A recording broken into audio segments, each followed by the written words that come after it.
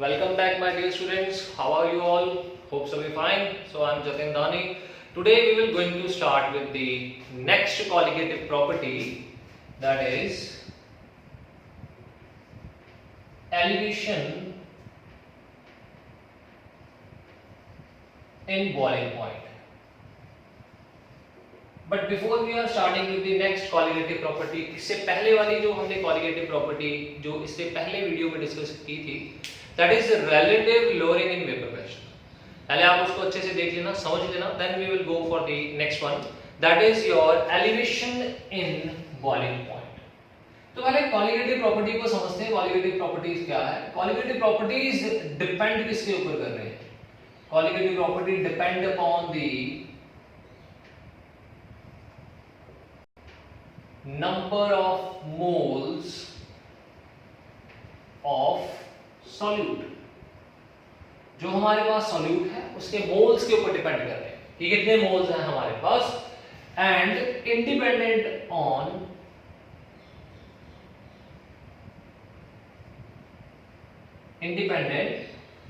From the nature of substance.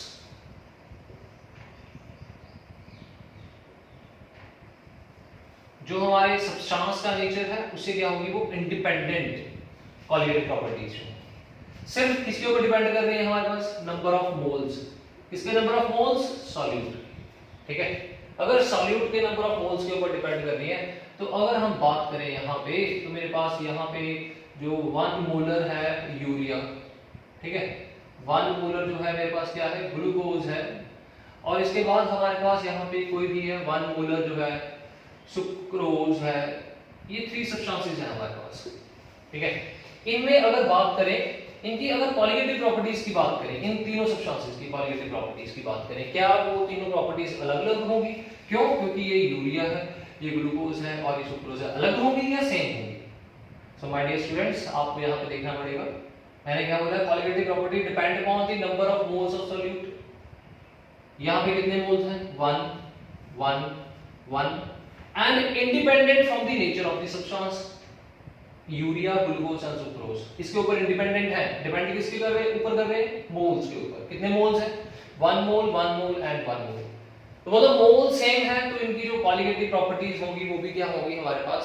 Same. अगर यहाँ पे मोल्स चेंज हो जाते हैं, लेट अस से यहाँ पे 2 है, यहाँ पे 5 है, then we can say that their colligative properties are different, because colligative properties only depend upon what the number of moles of solute. कितने सॉल्यूट हमने डाल दिए, तो उसके डालने से कितना हमारे जो सॉल्वेंट है उसकी प्रॉपर्टीज के ऊपर क्या पड़ गया? इफेक्ट पड़ गया.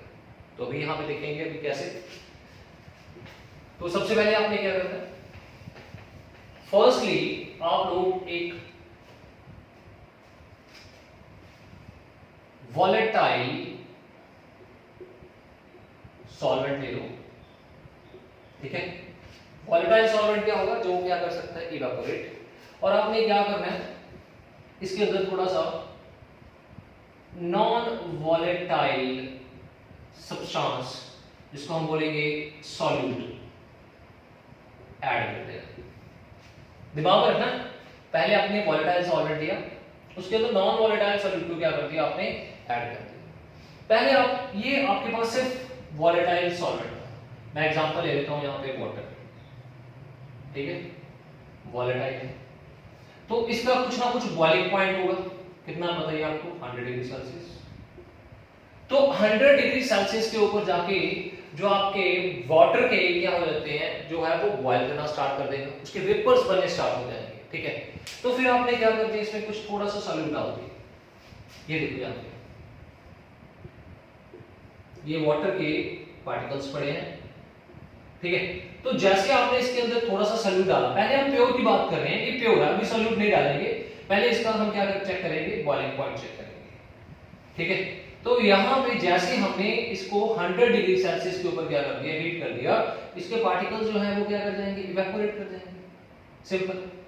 लेकिन जैसे आपने इसके अंदर नॉन वॉलेटाइल सब्सटेंस को ऐड कर दिया, तो क्या होगा? हमारे पास जो बीकर है, इसके जो सरफेस के ऊपर सिर्फ वाटर के मॉलिक्यूल्स थे, अब वाटर के मॉलिक्यूल्स नहीं होंगे, साथ में हमारे पास क्या आ जाएगा? सॉल्यूट भी आ जाएगा. ठीक है, एक तो इसका वेपर प्रेशर भी कम हो गया हमारे पास, सरफेस कम हो गई, और दूसरा जो है हमारे पास नॉन वॉलेटाइल सॉल्यूट डालने से क्या होगा, इसको अगर आपने और ज्यादा बॉयल करना है तो इसको अगर आपने बॉयल करना है तो और ज्यादा क्या करना पड़ेगा, इसको हीट करना पड़ेगा। पहले ये 100 डिग्री सेल्सियस के ऊपर जाके क्या हो रहा था, हीट अप हो रहा था। अब यहाँ पे जब आपने नॉन वॉलेटाइल सब्सटेंस डाला तो इसको और ज्यादा हीट करना पड़ रहा है, मतलब इसका जो बॉइलिंग पॉइंट है वो क्या कर गया हमारे पास, और ज्यादा इंक्रीज कर गया हमारे पास। इसका बॉइलिंग पॉइंट क्यों इंक्रीज कर गया, क्योंकि इसका जो वेपर प्रेशर है वो क्या कर गया हमारे पास, डिक्रीज कर गया। तो मतलब स्टोरी ये है कि आपका जो बॉइलिंग पॉइंट है और वेपर प्रेशर ये दोनों आपस में लिंक कर रहे हैं। अभी इसकी डेफिनेशन के ऊपर चलेंगे बॉइलिंग पॉइंट, तो आपको पता लग जाएगा कि कैसे हमारे पास ये जो दोनों हैं वो आपस में क्या कर रहे हैं, लिंक कर रहे हैं। ठीक है, तो पहले आपको ये तो समझ में लग गया होगा कि हमने वॉलेटाइल सब्सटेंस लिया, नॉन वॉलेटाइल उसमें ऐड कर दिया। पहले हमने वॉलेटाइल सब्सटेंस का बॉइलिंग पॉइंट देखा 100 था, जैसे नॉन वॉलेटाइल सब्सटेंस ऐड कर दिया तो इसका जो बॉइलिंग पॉइंट है वो क्या कर जाएगा, चेंज कर जाएगा। बॉइलिंग पॉइंट चेंज क्यों कर गया, क्योंकि इसके सरफेस के ऊपर क्या आ चुके हैं हमारे पास, कुछ ना कुछ नॉन वॉलेटाइल सॉल्यूट आ चुके हैं, जिसके कारण इसका बॉइलिंग पॉइंट क्या कर गया हमारे पास, डिक्रीज कर दिया। ठीक है, तो अभी नेक्स्ट चलते हैं हमारे पास, नेक्स्ट है इसके ग्राफ के ऊपर, थोड़ा सा डेफिनेशन भी चलेगी बॉइलिंग पॉइंट की और ग्राफ के ऊपर भी चलते हैं, तो आपको और अच्छे से ये चीज क्लियर हो जाएगी। तो हम लोग ग्राफ ड्रॉ करते हैं। The graph is between vapour pressure, here we have a temperature. ठीक है, तो पहले मेरे पास प्योर था, प्योर सॉल्वेंट था, प्योर सॉल्वेंट का मैंने यहाँ पे ग्राफ ड्रॉ कर दिया। वेपर प्रेशर जैसे जैसे टेम्परेचर इंक्रीज होगा वेपर प्रेशर क्या कर जाएगा, इंक्रीज कर जाएगा। मैंने ये ड्रॉ कर लिया यहाँ पे। ठीक है, थोड़ा सा इसको कर्व कर लेते हैं, और जैसे टेम्परेचर इंक्रीज कर रहा है वेपर प्रेशर भी क्या कर रहा है हमारे पास, इंक्रीज कर रहा है। ठीक है, और इसके बाद आप लोगों ने ये ग्राफ पहले भी किया हुआ है, वेपर प्रेशर वाला, वेपर प्रेशर वर्सेस टेम्परेचर, तो वहां पे भी कर्व मैंने आपको बोला था इट विल नॉट स्ट्रेट, थोड़ा सा कर्व में होगा हमारे पास। तो यहाँ पे देखो ये कर्व बन रही है, that way temperature increase vapour pressure also increase. अब नेक्स्ट क्या होगा, ये तो हमारे पास है प्योर सॉल्वेंट के लिए, जैसे मैंने इसके अंदर प्योर सॉल्वेंट के अंदर क्या डाल दिया, थोड़ा सा नॉन वॉलेटाइल सॉल्यूट डाल दिया, तो अब वेपर प्रेशर क्या होगा वो डिपेंड करेगा इसके बॉइलिंग पॉइंट के ऊपर। Now please tell me the definition of boiling point. Boiling point की डेफिनेशन क्या होती है, temperature at which the solution start boil at atmospheric pressure, ये आपने पहले की। ठीक है, अब हमारे पास यहाँ पे जो बॉइलिंग पॉइंट की डेफिनेशन है थोड़ी सी चेंज कर रही है। मैंने आपको बताया था कि बॉइलिंग पॉइंट है, अभी किसके ऊपर डिपेंड करेगा, वेपर प्रेशर के ऊपर डिपेंड करेगा। अब क्या होगा, it is the temperature at which the vapor pressure of the liquid will become equal to atmospheric pressure. ठीक है, मतलब बॉइलिंग पॉइंट क्या चीज है, कहता है ये वो टेम्परेचर है जहां पे आपका वेपर प्रेशर लिक्विड का किसके इक्वल हो जाएगा, एटमॉस्फेरिक प्रेशर। ये देखिए यहां पे ये मेरे पास यहां पे एक लिक्विड है। ठीक है, अब इस लिक्विड को इस डेफिनेशन के अकॉर्डिंग हम इसको बॉयल करके देखते हैं कैसे। इस लिक्विड के सरफेस के ऊपर क्या पड़े हैं, वेपर्स पड़े हैं कुछ। ठीक है, तो ये वेपर जो है 30 डिग्री सेल्सियस, लेट अस से दिस इज वाटर, 35 डिग्री पे है हमारे पास, क्या वेपर्स ऊपर चले जाएंगे, नहीं जाता। अभी क्या करते हैं, टेम्परेचर को थोड़ा सा इंक्रीज कर देते हैं। मैंने इसको 100 डिग्री सेल्सियस तक ले गया। ठीक है, हीट करके हीट किया, टेम्परेचर जो है हमारे पास कितना चलेगा, 100 डिग्री सेल्सियस। अब क्या है, temperature at which the vapour pressure, अब इसमें वेपर्स बनने स्टार्ट हो गए। देखो जो वेपर प्रेशर है जो हमारे पास, इसका जो प्रेशर है लिक्विड के वेपर प्रेशर का जो प्रेशर हमारे पास है, इनके वेपर्स का जो प्रेशर है, देखो बेटा यहाँ पे ये चीज दिमाग में रखो कि ये सपोज करो हमारा एटमॉस्फेयर है, ये एटमॉस्फेयर है, ये एटमॉस्फेयर। एटमॉस्फेयर में वाटर के वेपर्स के ऊपर प्रेशर डाला हुआ है, ठीक है। ये वेपर्स को ऊपर उठने नहीं दे रहे, ऊपर जाने नहीं दे रहे, ठीक है, ऊपर की तरफ जाने नहीं दे रहे हैं। लेकिन मैंने क्या कर दिया, यहां से इसको हीट करना स्टार्ट कर दिया। जैसे मैं इसको हीट करूंगा, हमारे ये जो वेपर्स यहां पे प्रेजेंट हैं सरफेस के ऊपर, तो ये क्या करेंगे, एनर्जी को गेन करेंगे। जैसे ही एनर्जी को गेन करेंगे, इनका प्रेशर इंक्रीज करना स्टार्ट हो जाएगा, और एक ऐसा टाइम आएगा, ऐसा पॉइंट आएगा जहां पे ये जो वेपर्स है इनका प्रेशर जो है, जो ऊपर से प्रेशर है और नीचे से जो प्रेशर है, दोनों क्या हो जाएंगे, इक्वल हो जाएंगे। और थोड़ा सा इसको उस पॉइंट से थोड़ा सा ज्यादा हीट किया, जो हमारे वेपर्स हैं वो कहां पे चले जाएंगे, एयर में, एटमॉस्फेयर में चले जाएंगे। तो हमारा वहां पे जो लिक्विड है वो क्या करना स्टार्ट कर देगा, बॉयल करना स्टार्ट कर देगा। And this is called the boiling point of a liquid. तो यहां पे आपको क्लियर हो गया होगा बॉइलिंग पॉइंट, है ना। तो अब मैंने यहां पे क्या कर दिया, इसी लिक्विड के अंदर थोड़ा सा मैंने सॉल्यूट ऐड कर दिया। क्या ऐड कर दिया, सॉल्यूट ऐड कर दिया। जैसे मैं इसके अंदर थोड़ा सा सॉल्यूट ऐड करूंगा, अभी मैंने आपको एक्सप्लेन किया है कि ये मेरे पास एक बीकर है, बीकर के अंदर सिर्फ वाटर था, ये वाटर के पार्टिकल्स हैं।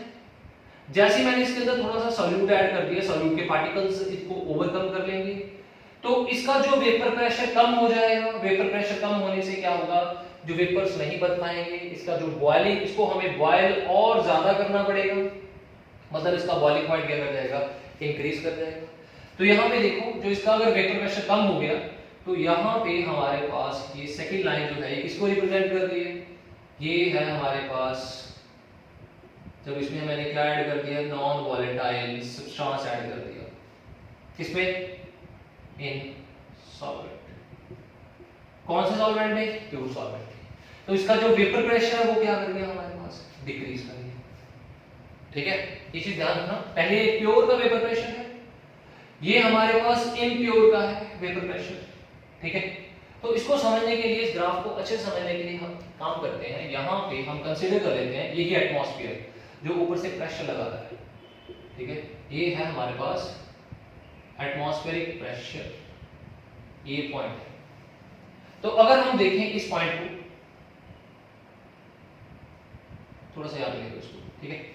इस पॉइंट को देखें, यहाँ पे इसको मैंने एक्सटेंड कर लिया, ये जो प्योर सॉल्वेंट की लाइन को यहाँ पे कट कर रहा है, और यहाँ पे टेम्परेचर कितना हमारे पास प्योर सॉल्वेंट का, इसको हम नीचे को एक्सटेंड कर लेते हैं एक्स एक्सिस के ऊपर। तो ये रहा पॉइंट, और ये जो पॉइंट है हमारे पास कितना, this is the boiling point. Atmospheric pressure क्यों लिया, बिकॉज एटमॉस्फेरिक प्रेशर के ऊपर जाके आपका लिक्विड क्या करता है, बॉयल करता है। ये देखो, the vapour pressure of the liquid will equal to the atmospheric pressure.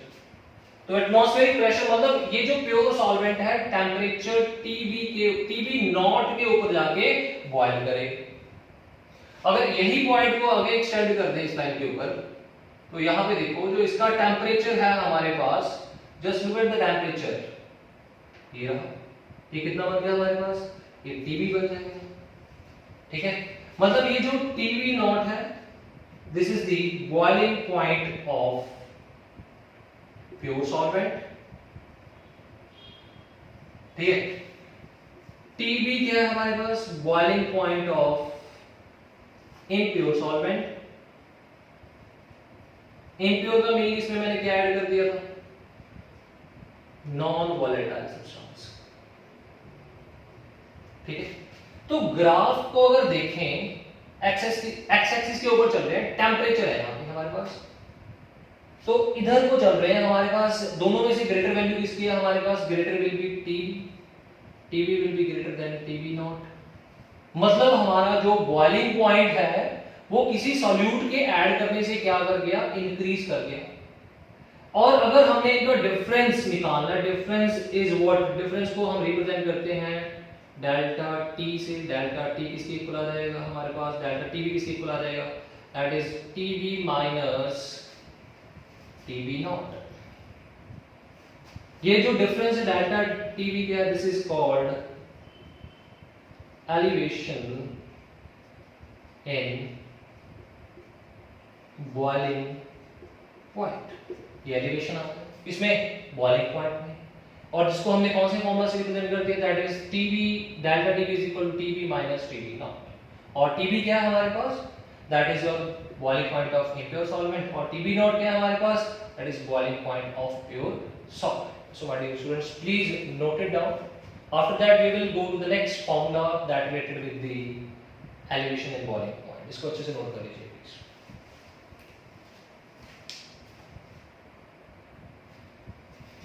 तो आपने इसको नोट कर लिया होगा, जल्दी से करिए नोट प्लीज. रब कर देते हैं.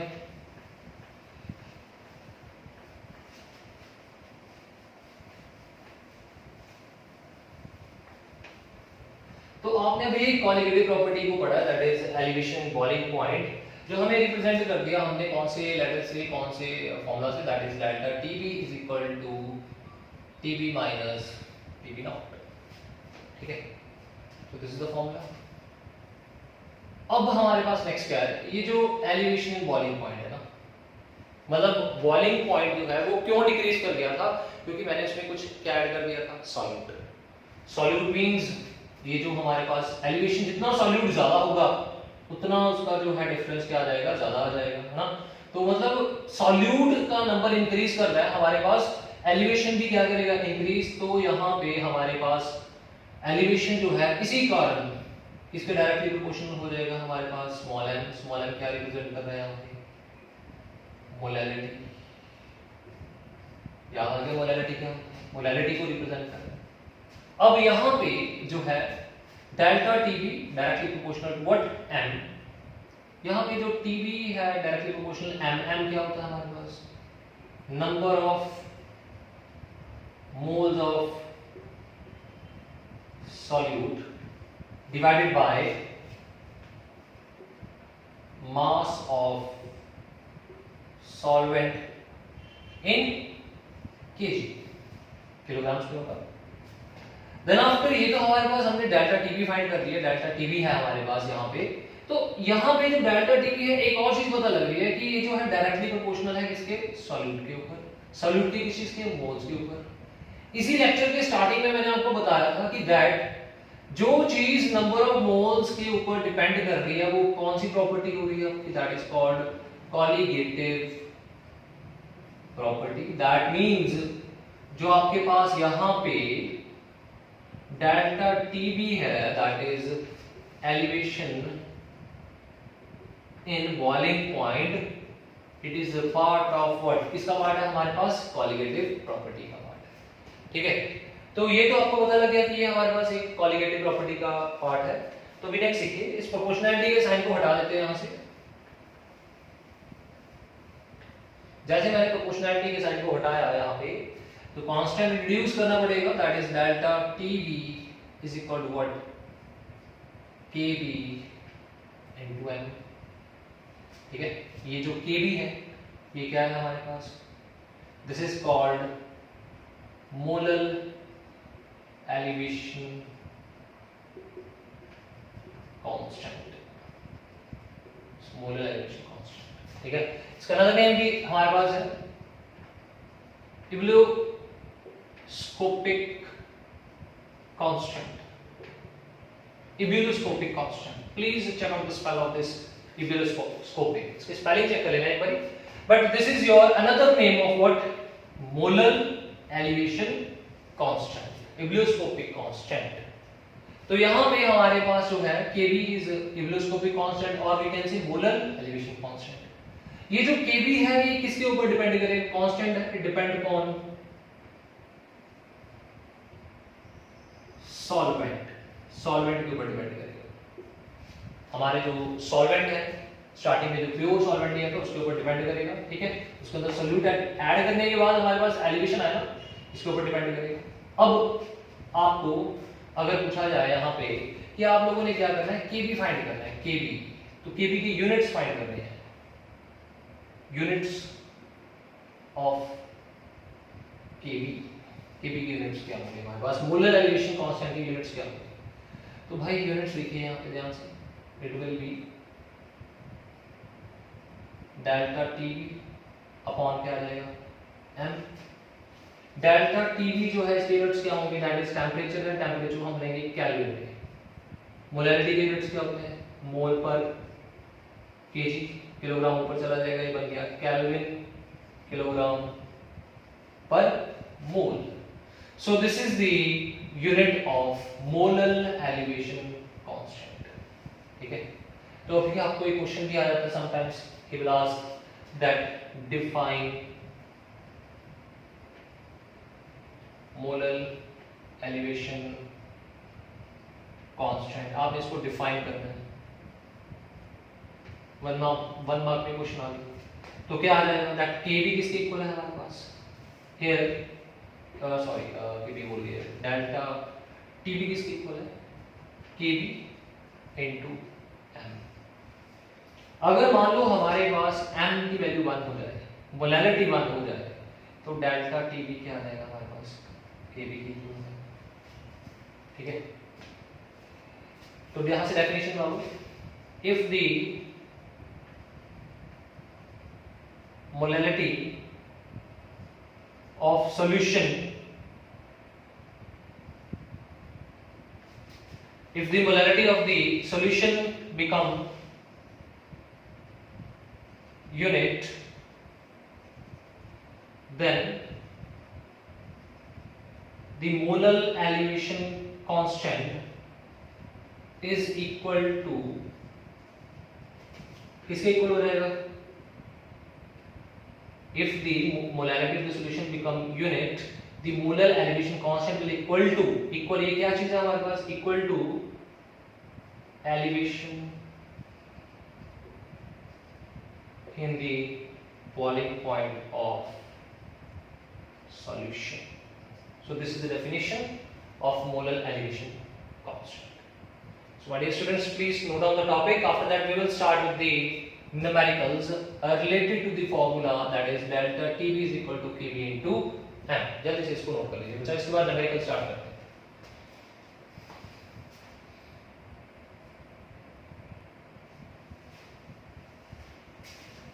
Now come to the numerical related to the formula.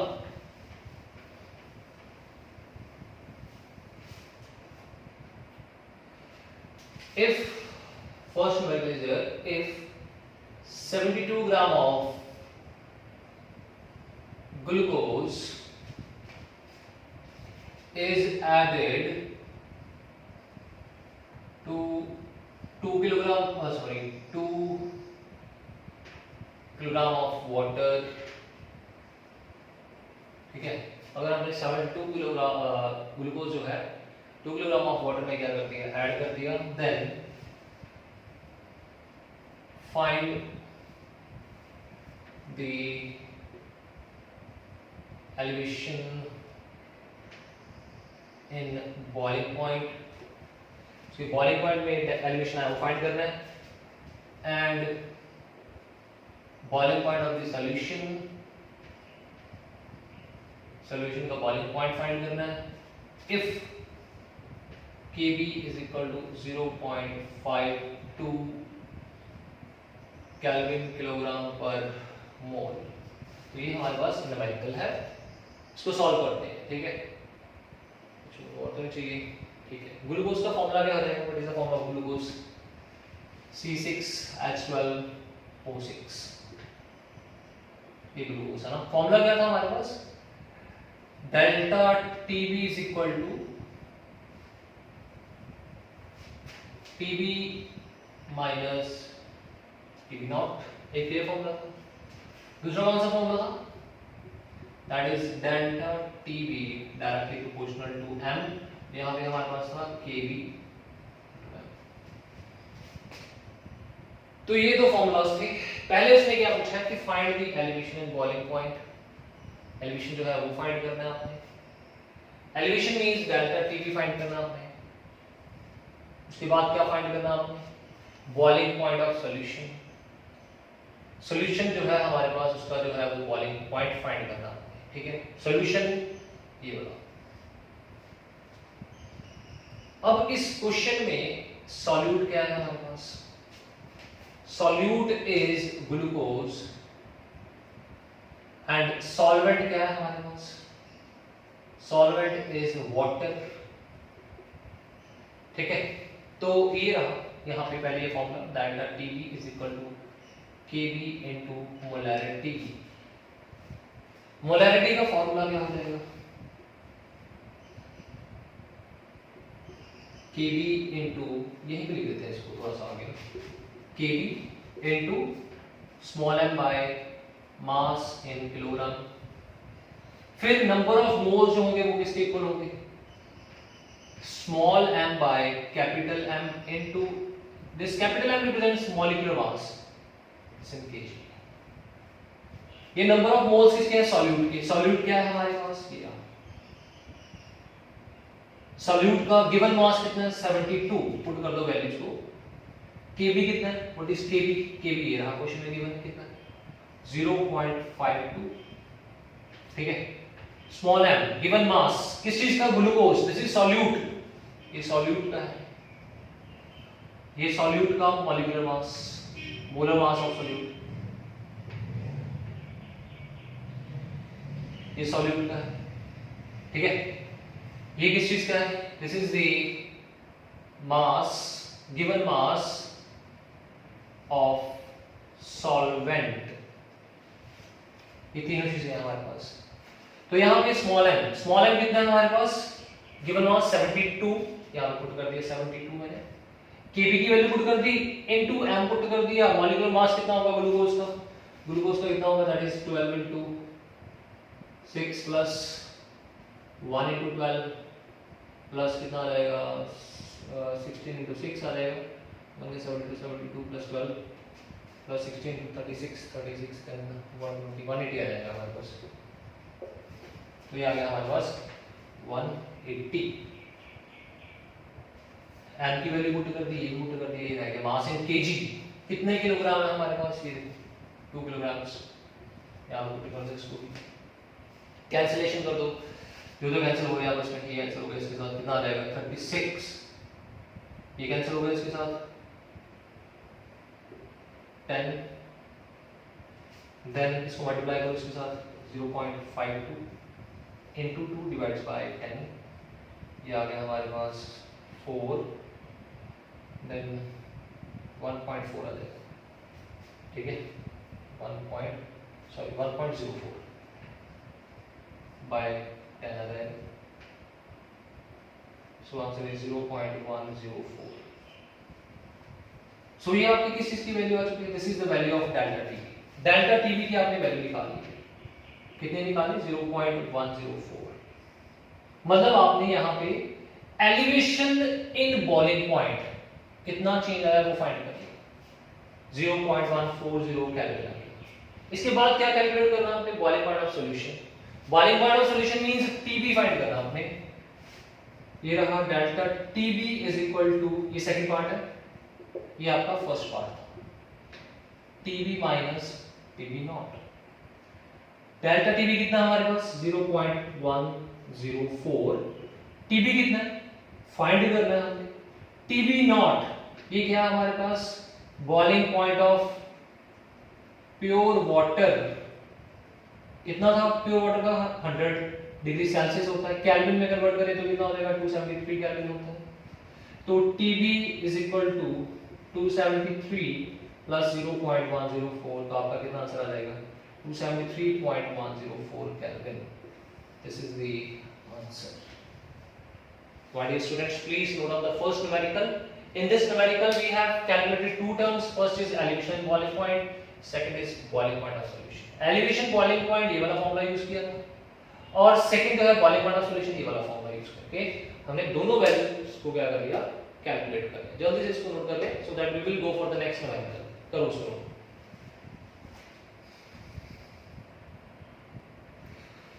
Next numerical पे आ जाइए जल्दी से भी।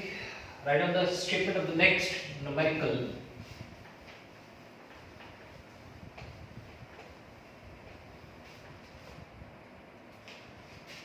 If 24 gram of urea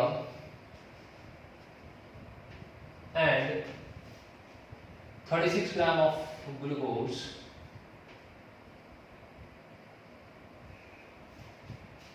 are dissolved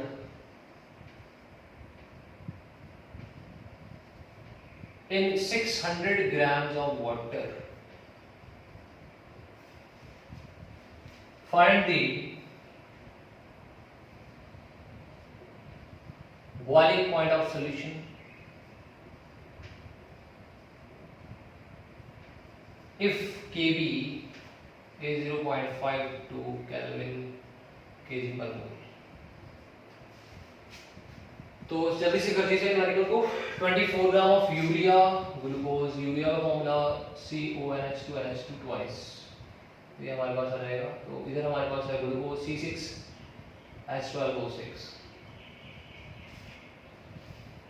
find कर लीजिए जल्दी से। जो सॉल्वेंट फॉर्मूला पहले गाना सेम पहले वाला, इसका मॉलिक्यूलर मास निकाल लीजिए तो पहले कितना आ जाएगा इसका। तो 180, पिछले वाले क्वेश्चन इतना ही आ जाएगा। इसका कितना आ जाएगा 14, देन 216, देन 12, देन 16, देन 16, ये आ जाएगा हमारे पास 16 16 16 48 48 60 आ जाएगा। तो सबसे पहले क्या करते हैं, क्वेश्चन में क्या निकालना है, बॉइलिंग पॉइंट। सॉल्यूशन स्टार्ट कर लेते हैं इसका। Delta TB is equal to TB minus TB naught, ये निकालना है सॉल्यूशन का ना। तो इससे पहले आपको ये निकालना पड़ेगा, that means delta TB is equal to KB into small m। तो ये निकालने के लिए आपको स्मॉल m चाहिए। स्मॉल m क्या है, मोलैरिटी। मोलैरिटी का फॉर्मूला क्या आ जाएगा, नंबर ऑफ मोल्स इस चीज के सॉल्यूट की divided by mass of solvent KG में आ जाएगा। सॉल्वेंट कितना है हमारे पास, पहले देखो मास ऑफ सॉल्वेंट। सॉल्वेंट कौन है यहाँ पे, वाटर। कितना मास है उसका 600 ग्राम्स। कन्वर्ट करो किलोग्राम्स में, 600 डिवाइडेड बाय 1000 कितना आ गया हमारे पास, ये आ जाएगा 6/10 kg आ गया, 0.6 kg। ठीक, मास ऑफ सॉल्वेंट। अब निकालेंगे नंबर ऑफ मोल्स किस चीज के, सॉल्यूट के। तो मोल्स यहाँ पे कितने हैं हमारे पास, just see urea, what is the mass, small m by capital M plus urea के लिए, this is for urea, small m is what, small m is 24, capital M is what, capital M of urea is 60, divided it will be 4, it will be 10, 4 by 10, number of moles will be 0.4. Now same for number of moles of glucose, कितना रहेगा, small m by capital M, small m कितना हमारे पास यहाँ पे 36, capital M कितना हमारे पास यहाँ पे 180, cancel it, that will be 2, then it will 10, 2/10 it is 0.2। तो मतलब यहाँ पे जो सॉल्यूट है, ये दोनों थे सॉल्यूट, इनके मोल्स प्लस कर दो, टोटल मोल्स कितने बन जाएंगे, 0.4 प्लस 0.2 कितना बन गया हमारे पास, ये बन चुका है 0.6 मोल्स बन चुके हैं। आफ्टर दैट हमें क्या निकालना है, डेल्टा TB निकालना है। Delta TB will be equal to KB into number of moles solute के, अभी निकाले कितने हैं 0.6, KB की वैल्यू बताइए आपको दी हुई है 0.5 divided by mass of solvent कितना है 0.6, कैंसिलेशन कितना आ गया हमारे पास 1, डेल्टा TB कितना आ गया हमारे पास 0.5। डेल्टा TB निकाल दिया, TB निकाला था, देन delta TB is equal to 0.5, sorry यहाँ पे आ जाएगा TB माइनस TB नॉट। तो डेल्टा TB कितना हमारे पास 0.52, you have to calculate TB। TB naught की वैल्यू जो है दैट इज कितनी हो जाएगी, ये प्योर है, प्योर वाटर। प्योर वाटर का बॉइलिंग पॉइंट कितना होता है 100 डिग्री सेल्सियस और 273 केल्विन। ये केल्विन में हमारे पास, तो यहाँ पे कितना आ जाएगा इसकी value 273 kelvin. Then TB will be equal to 273 plus 0.52, your answer is 273.52। मतलब देखो उसका बॉइलिंग पॉइंट चेंज कर गया, जस्ट 0.52 का डिफरेंस आ गया हमारे पास। कितना ऐड करके 24 एंड 26 यूरिया एंड ग्लूकोज को ऐड करने के बाद कितने ग्राम वाटर में 600 ग्राम ऑफ वाटर।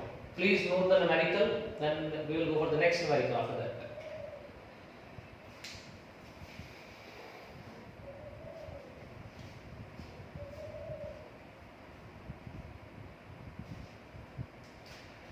चलिए तो नेक्स्ट न्यूमेरिकल सॉर्ट आउट करते हैं।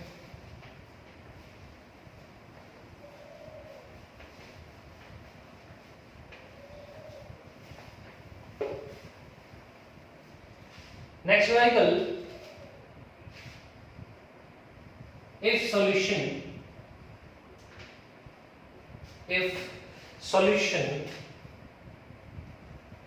in a solution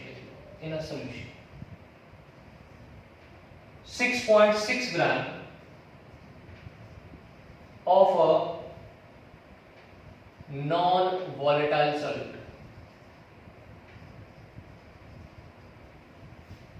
is dissolved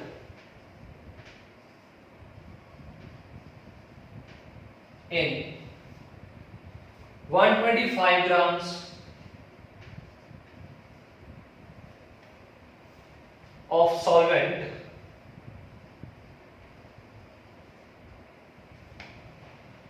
boiling point of solvent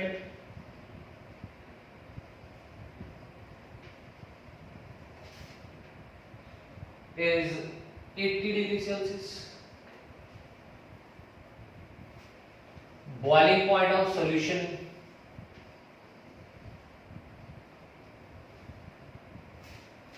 (80.66 degrees Celsius).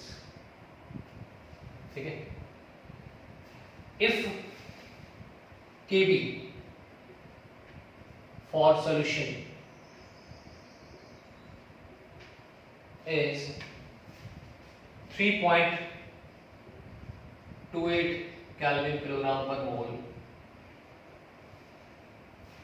find the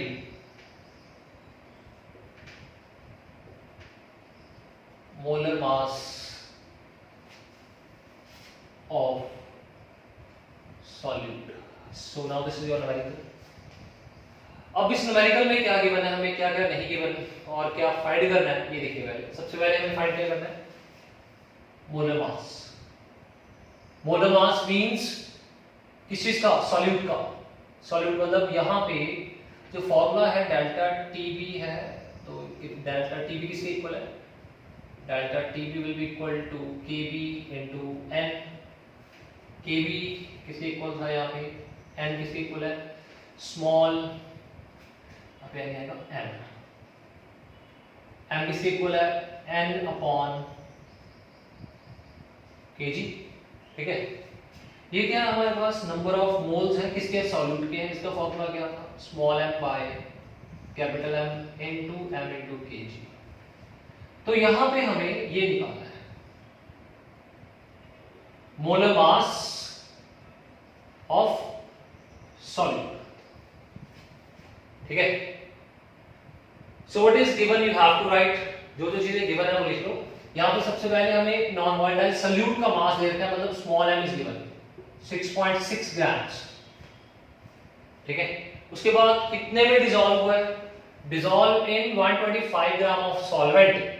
मतलब यहां पे जो मास है सॉल्वेंट का वो किलोग्राम्स में चाहिए, तो mass we have to calculate in kg. 125 gram है डिवाइडेड बाय 1000, तो इसको भी कैंसिलेशन कर देते हैं, कितना आ रहा है देखते हैं, दैट इज 5 के टेबल के ऊपर 25 के टेबल के ऊपर बट इसको that 40 will be there, then 1 then 8। कितने किलोग्राम आ गया हमारे पास, स्मॉल एम निकाल के। केबी कितना दिया हुआ है हमें, 3.28 केल्विन किलोग्राम पर मोल। एक चीज रहेगी हमारे पास TB, delta TB. Delta TB का फॉर्मूला क्या था, TB minus TB not. TB की वैल्यू कितनी है, what is the value of TB. TB क्या था हमारे पास, बॉइलिंग पॉइंट ऑफ सॉल्यूशन कितना, 80.66 माइनस टीबी नॉट कितना हमारे पास 80, कितना आ जाएगा difference 0.66। Either you right in kelvin और सेल्सियस, वैल्यू जो डिफरेंस है वो उतना ही रहेगा क्योंकि 273 इधर प्लस होने 273 इधर प्लस हो गए, डिफरेंस तो कितना रहेगा 0.66 का ही रहेगा। तो आप लोग चाहे इसको केल्विन में लिख लो चाहे इसको डिग्री सेल्सियस में लिख लो, तो डिफरेंस जो है वो हमेशा क्या रहता है सेम ही रहता है, दैट इज 0.66 केल्विन ही रहेगा हमारे पास, क्योंकि यहाँ पे भी 273 प्लस है यहाँ पे भी 273 प्लस है। अगर केल्विन में कन्वर्ट करना है तो वो तो कट ही होंगे, तो कितना आ जाएगा 0.66। तो डेल्टा टीबी भी कैलकुलेट कर लिया हमने यहाँ पे, उसके बाद हमने केबी भी कैलकुलेट कर लिया, हमारे पास ये थी सारी चीजें। अब यहाँ पे पुट कर दो फॉर्मूला में, डेल्टा टीबी किसके इक्वल था फॉर्मूला स्मॉल एम एम, यहाँ पे केबी था, KB delta TB is equal to KB small m capital M mass in kilograms. Now what is m here, m कितना केबी कितना है, what is KB 3.28, small m कितना है, it will be given 6.6, small m कितना है, what is value small m is small molar mass we have to calculate it। m kg कितना है अभी फाइंड किया था 1/8, तो डेल्टा टीबी कितना हमारे पास ये भी कैलकुलेट किया था कितना 0.66, ठीक है। तो इसको सॉर्ट आउट करते हैं, याद आएगा हमारे पास 0. इसको रब कर दें, इसको नीचे लिख देते हैं 80.66 minus 80 equal to 0.66 kelvin.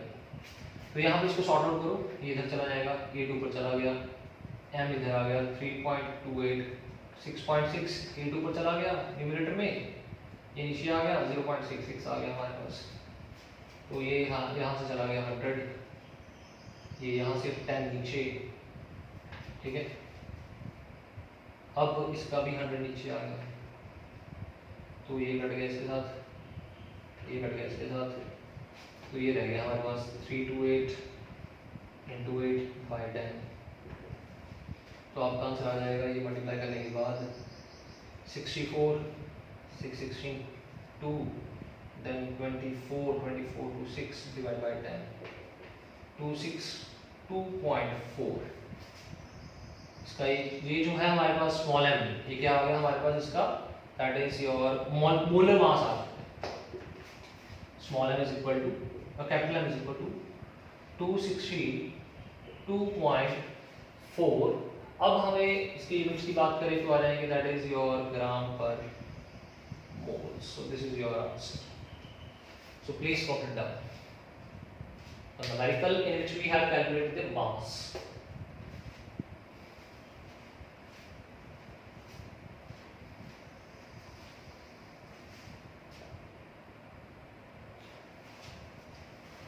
Now the next part. Now the next numerical that we are having is related that how we can find the value of kb। kb की वैल्यू कैसे कैलकुलेट करेंगे। अब न्यूमेरिकल हमारे पास kb की value के ऊपर क्या करेंगे, डिपेंड करेंगे कि kb की वैल्यू कैसे फाइंड आउट करेंगे। तो kb को फाइंड आउट करने के लिए हमारे पास एक फॉर्मूला है, दैट इज योर मतलब molar constant, molar elevation constant जो है इब्लियोस्कोपिक कांस्टेंट है, उसको फाइंड करने का फॉर्मूला, ठीक है। इसको अपने दिमाग में रखना है, that how we can find the value, that is r into tb का क्या आ जाएगा स्क्वायर आ जाएगा, ठीक है। डिनोमिनेटर में आ जाएगा 1000 आ जाएगा, r is your universal gas constant 1000 आ जाएगा इनटू डेल्टा क्या आ जाएगा हमारे पास यहाँ पे h आ जाएगा, that is of vaporisation into molar mass आ जाएगा, ठीक। इसका आ जाएगा सॉल्वेंट का, ठीक है। ये हमारे पास है फॉर्मूला, इसमें जो है r is gas constant,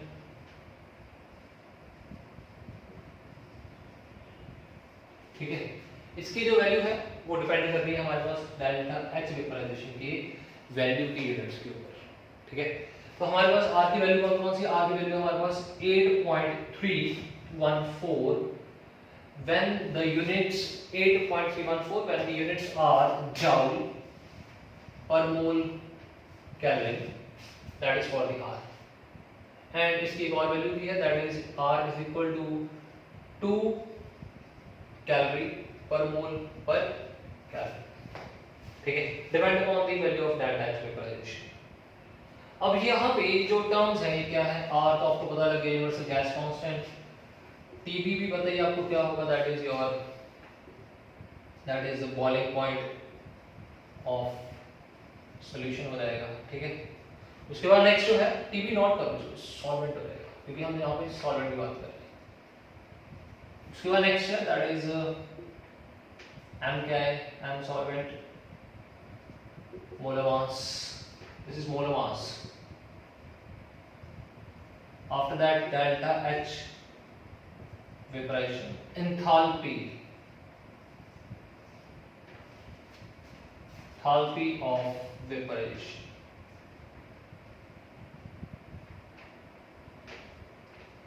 Actually in some numericals what happening, आपको ना delta H vaporization जो है वो डायरेक्टली नहीं गिवन। ठीक है, ठीक है, होता delta H vaporization, enthalpy of vaporization for per mole होता है ना, ये एक मोल के लिए वो चीज है। अब एक न्यूमेरिकल है, न्यूमेरिकल का सीधा numerical, if the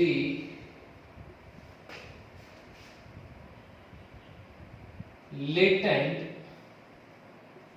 heat of solvent is 700 joule per mole Kelvin. Numerical में just ध्यान से ना, if the latent heat of solvent is 700 joule per mole per Kelvin and its molar mass is 20 gram per mole and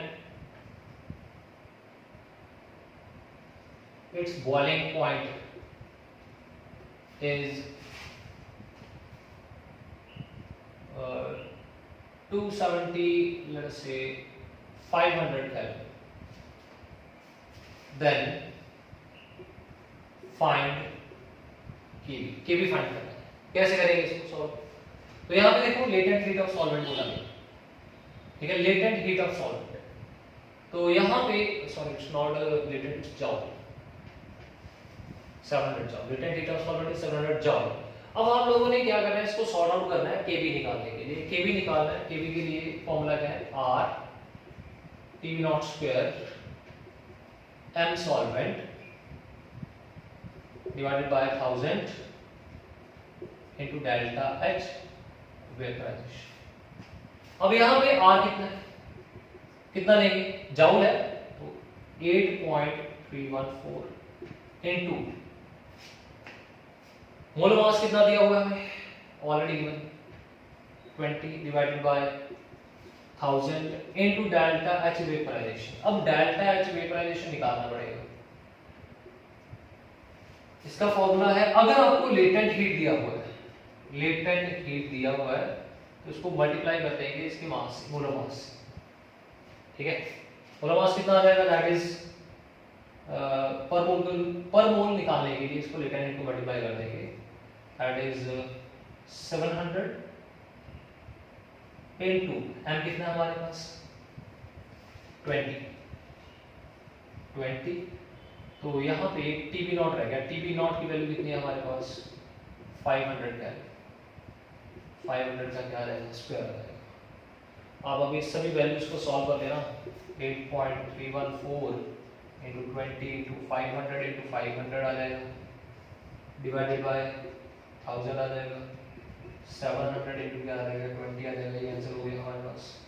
ठीक है, तो ये zeros इसके साथ कैंसिल हो गई, ये जीरो कैंसिल हो गई हमारे पास, एक जीरो ये रहेगी हमारे पास, ये आ गया 1 देन 2, ये कट गया इसके साथ 4 पॉइंट, ये बन जाएगा आपका 4.1 देन 5 देन 7, 4.157 डिवाइडेड बाय 7। जब इसको डिवाइड कर दोगे लगभग आपका आंसर आ जाएगा 0.5 then 6.39 then 3275 then 24। This is the answer. Kelvin kilogram per mole. This is the value of what? kV की value आने वाली. So this is your last numerical. So we have completed the second qualitative property that is elevation in boiling point and numericals also. Hope that आपको जो आज करवाया है each and everything is clear. So if you like my video, then do not forget to share and subscribe. All the best.